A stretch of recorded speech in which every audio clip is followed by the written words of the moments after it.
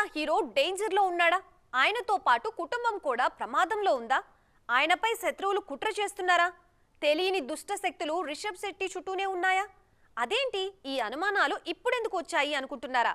మరి దేవుడు చెప్తే రావా చెప్పండి. దేవుడు చెప్పడం ఏంటనేగా మీ డౌట్. ఈ స్టోరీ చూసేయండి, తెలుస్తోంది. కాంతారా హీరో రిషబ్ శెట్టికి దేవుడి హెచ్చరిక. ప్రస్తుతం కన్నడ మీడియాలో హాట్ టాపిక్ ఇది. దేవుడు వార్నింగ్ ఇవ్వటం ఏంటి అనుకోవచ్చు. కానీ కర్ణాటకలో ఈ రోజుకి కొన్ని గ్రామాల్లో దేవుడు పూనిన పూజారులుంటారు. వాళ్ల నోటి నుండి ఏదొచ్చినా కూడా బలంగా నమ్ముతారు. తాజాగా రిషబ్ శెట్టికి ఇలాంటి ప్రమాద హెచ్చరికలే వచ్చాయి. ఈ మధ్యే మంగళూరులోని పంజుర్లి దేవస్థానాన్ని సందర్శించారు రిషబ్.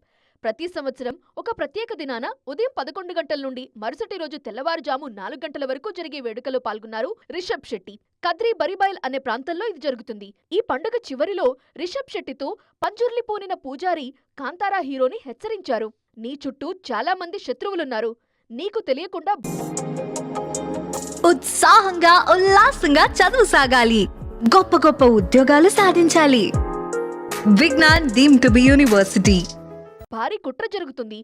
నువ్వు నమ్మిన దేవుడు నిన్ను కాపాడుతాడు అంటూ ఆ పూజారి చెప్పిన మాటలు వైరల్ అవుతున్నాయి. ఇప్పుడు పంజుర్లి వ్యాఖ్యలను బలంగా నమ్ముతుంటారు కన్నడిగులు.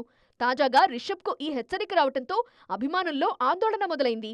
కాంతారా పార్ట్ 1 తీస్తున్నప్పుడే రిషబ్ శెట్టికి చాలా సమస్యలొచ్చాయి. పర్యావరణానికి హాని కలిగించారని, బాంబులు పేల్చి చెట్లను నాశనం చేశారంటూ స్వయంగా కర్ణాటక అటవీ శాఖ మంత్రి చర్యలు తీసుకున్నారు.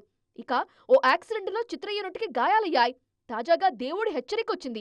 మరి ఇవన్నీ దాటుకుని 2025 అక్టోబర్ 2న కాంతారా 2 విడుదలవుతుందా లేదా చూడాలి మరి.